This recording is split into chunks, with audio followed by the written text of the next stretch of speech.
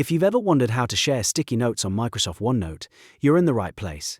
In this video, I'll show you the important limitation you need to know, and then the best workaround so you can still share your notes with other people in a simple, practical way. This is especially useful if you want to collaborate with a team, move a reminder into a shared space, or make sure someone else can see and edit the content. If this video helps you, make sure to hit like and subscribe for more quick Microsoft OneNote tutorials. Let's get started.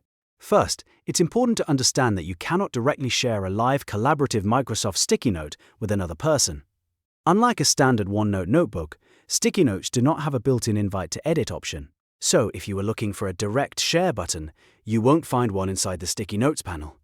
But don't worry, there is a very effective workaround. The best method is to move the content from your sticky note into a shared OneNote notebook.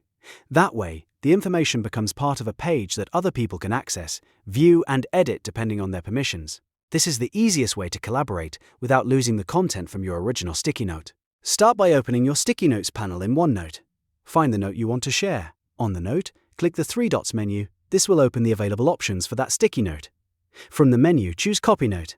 This copies the content of your sticky note so you can place it somewhere else. Next, open a page inside a shared OneNote notebook. Make sure this notebook is already shared with the person or people you want to collaborate with. If the notebook is not shared yet, you'll need to share it first so others can access the page. Once you're on the correct page, click anywhere on the blank canvas.